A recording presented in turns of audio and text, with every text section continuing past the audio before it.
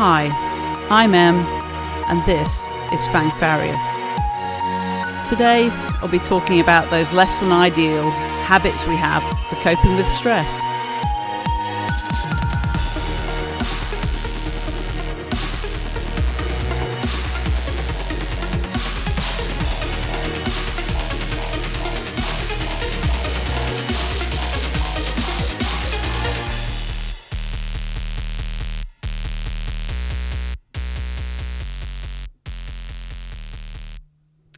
Happy New Year.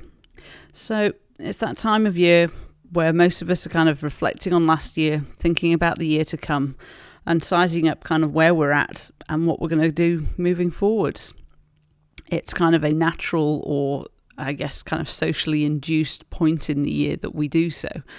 And for us in the Southern Hemisphere, this falls in the middle of summer.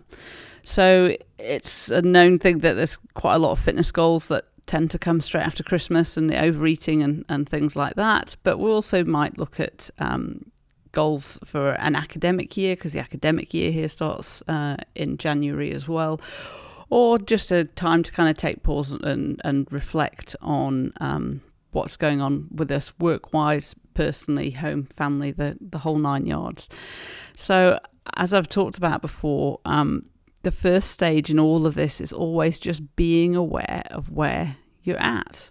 And in terms of coping mechanisms for stress or just the daily life is, I've talked about the positive psychology tools that we can use and all the things that are kind of great and they've got science behind how great they are and what we, kind of should be doing in an ideal world.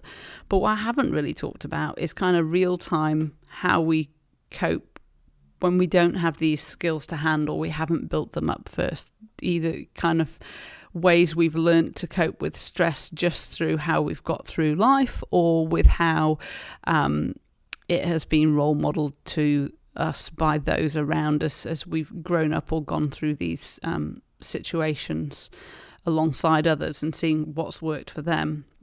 So I'm reluctant to call them kind of bad habits because habits aren't necessarily bad or good. They're just habits, and some of them serve us really well and some of them don't. And some of the ones that serve us really well, if we're doing too much of them, we'll find out they're doing more harm than good, and vice versa. So in terms of kind of the habits that I'm going to be looking at today is more coping mechanisms I'm going to be looking at today. It's going to be more the side of things like over drinking, overeating, using drugs, throwing ourselves too hard into exercise, throwing ourselves too hard into kind of numbing activities. So everything we do meets an emotional or a physical need in general. And this is quite often when we find people, and I talk again from my background as a personal trainer and coach, probably with a few more fitness examples than anything else.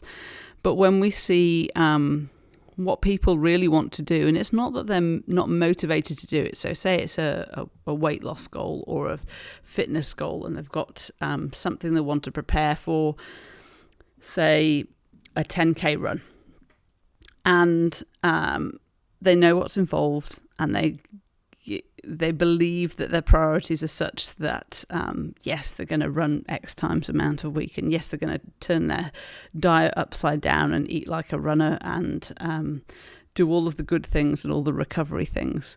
And then you kind of look at them 2 months down the road, and lots of things haven't been done, and a lot of the old things are continuing on, and they're kind of sticking points that they can't get past. And it might be that they can't get past finding the time to do the exercise. They can't get past the motivation of getting out the front door to go for a run, or shopping differently so that the food at home is more amenable to changing the diet. And all of these things that they're doing are because the overeating or the not exercising and sitting in and feeling warm and safe in front of the TV, it is serving probably an emotional more than a physical need, in terms of it is either soothing or numbing or It can be meeting a short-term goal of getting a bit of a hit off something and a bit of an emotional boost. And if we take these things away without replacing them with something that's meeting the same need, then they're going to be very, very hard habits to break. I mean, people talk about kind of habit forming, and it takes, I don't know, something like 21 days. I would always be very wary of anything that's got an actual kind of number attached to it, to, you will be fit in 4 weeks, you will lose this in 10 weeks, you will form a habit in 21 days. It's kind of different. Even the 10,000 hour things, anything with a number on it is it's kind of to make a point rather than being an accurate number on these things. What you'll find with habits is that old habits are very hard to get out of, because we're quite kind of clever as a species, and we develop all these shortcuts in the brain that we do so much stuff on autopilot that when we find ourselves in the same situation or the same scenario, we will default do what we've done before. And it takes quite a lot of effort to override that response and get yourself a new response for the same situation. And it's not that you have to just have a new response for the same situation, but it still has to meet the need that the original action did.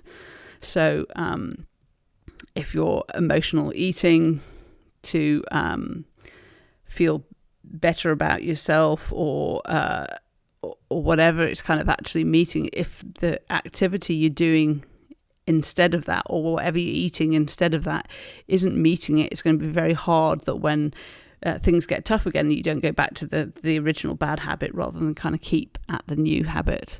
And as I say, they've all got a place. We can, a glass of wine can be nice to wind down. 2 bottles, too much. And it's that kind of something I take from Lucy Hone's book, Resilient Grieving. And whilst it's about grieving, it's a good kind of positive psychology tip for most of us, is to think about what we're doing in terms of, is it helping or is it harming?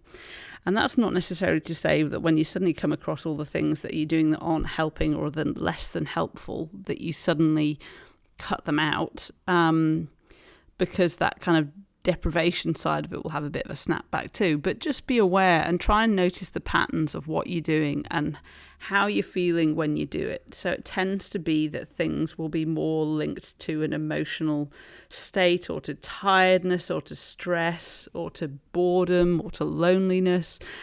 All sorts of things will kind of play in. So I know I'm more likely to overeat at home on my own when I'm doing kind of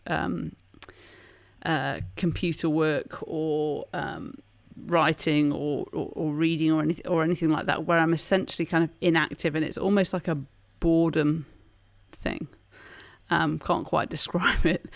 And I know that that's when I'm most at risk to that. And if I'm tired and stressed at the same time, it's kind of amplified some. So I kind of have to make sure that I'm either don't have the foods available to me to do that, or the worst foods available to me to do that when I am home, or find a way to break up my day so I'm not spending quite as much time on my own and actually go out and see people or contact people, or break it up and put physical activity in there as well, so that it's just kind of changing up my day. Because I find that it can be quite self-fueling. You're having quite a sedative day, you're eating a lot, you're feeling fairly rubbish about what's going on, not particularly motivated to suddenly turn it into an active day. And it's quite brain heavy too, which is quite... anything that we do that's brain heavy, the body's going, oh, can I have some more glucose, please? Because that's what I work off. So it's a terrible time for kind of having lots of sugary things at your fingertips if you're in that kind of space. So it's, as I say, it comes back to that kind of being aware. When am I doing these things that I don't want to be doing, or when am I doing these things that are less than ideal, and why? Have I... coming back off a break like this is an ideal time to kind of look at risk of burnout, in terms of most of us finished the year and pre-Christmas has been crazy. We can't wait to get away from work. We just need a break. But was the break refreshing? Are you going back all renewed and invigorated and keen for the year to go ahead? Or does it feel like you never left and the stress is just the same, if not worse? Because if that's the case and whatever you've done in the meantime hasn't helped kind of bring you out of that, there's a good chance that you're on kind of high risk for either burnout or depression or both, because it's you would expect that the time away would give you a bit of a reset, and part of that can be what we've done. So you might think, well, I would like to get away on a holiday, but a holiday could be really stressful for you. You could have kids you're managing and be camping, loads of stuff to do, loads of things to organise. The supposed holiday can end up being more work than it would have been to stay at home. But at the same time, kind of, you could be staying at home and just doing quite numbing activities, as we all kind of came across that kind of wax and wane over the lockdowns we've experienced, in terms of you might have a period where you're like, right, I'm going to go do everything and be really active, and that's great, and we'll keep it up for a while, but maybe kind of then fall into being a bit more sedate and eating a bit more and drinking a bit more and watching a bit more TV and doing things that are just quite numbing. They're not really giving you much in the way of kind of joy or happiness or achievement. They just are, and the day just goes, and it's a way to maybe not think about the wider world and what's going on and the uncertainty in it and the stresses we've got to deal with. It's just a complete flip the off switch, and that's easy to do with quite kind of non-engaging activities. And it's not that those activities don't have a place, because sometimes we do just need to switch off a busy brain, but doing it for a week at a time, a day at a time, can sometimes leave you with less energy than you started with. So where are you at and how are you feeling going back to work? Because if you're feeling you're going back in, that you never left, and you're desperately kind of looking for when your next time off is, then I would question whether you're in the right job for you, that what's going on in your job is right for you at the moment, and are you kind of at risk of burning out or depression. So these kind of so-called kind of bad habits, if we're using them in excess, can be an indication that there's something going on in our lives that we're not coping with as well as we might like, and that we maybe haven't even identified because we don't think so much of the way we're kind of dealing with it, but worth kind of looking at. And then I guess the other one that goes alongside helping and harming would be the kind of looking at, rather than saying I want to run a marathon this year, and looking at it and going, right, well, for that I could do with losing a bit of weight, I could do with training 3 times a week and doing a long run, I could do doing some gym work and then dialing back my nutrition, and suddenly having this big overhaul of your life that suddenly changes everything as you go. Is maybe just look at the really smaller things that are easy to change, or the decisions that probably aren't the most conducive to you achieving that goal, and say, well, what would a marathon runner do in this situation? What would my mate that I can think of that runs loads of marathons do in this situation? Is kind of take it away from yourself and I have to do this, to just adjusting something. And it could be, is 1 o'clock in the morning a good time to go to sleep and be recovered enough to run in the morning? Would a pro athlete be doing this? No, not if they're at the top of the game. They wouldn't, because they know the importance of that. And maybe just kind of something small like that to work on, rather than suddenly turning your life around and finding out 2 months later that you can't sustain it. So it's been a bit of a ramble, but be aware of the bad stuff you're doing in terms of stuff that's not serving you as well as it should, and why and when you're doing it. But don't forget to give yourself a pat on the back for the good stuff too, and reward yourself for it. I've yet to read James Clear's book, Atomic Habits. That author might not be right, but it sounds about right. His book on habit forming. But I did listen to his interview with Brené Brown on Dare to Lead, I think, last year. It'll either be Dare to Lead or Unlocking Us. And saying that we do need rewards to install kind of good habits. In the same way that we kind of our bad habits we reinforce with treating ourselves. We need to kind of recognise the good stuff and pat ourselves on the back for it in whatever way suits or serves us. So be aware of what you're doing. Look for the good stuff and congratulate yourself on it. And just be aware of the stuff that you'd rather not be doing, or maybe you're relying a bit too much on. So next up, I'm thinking about loneliness and the need for connection, the differences between loneliness and isolation, and how, as a profession, we can be pretty isolated at work. And I would say next week, but it's the school holidays still here in New Zealand, and I've got disruptions for another few weeks yet. So I'll aim for next week, but it might be a couple of weeks out. Otherwise, keep well.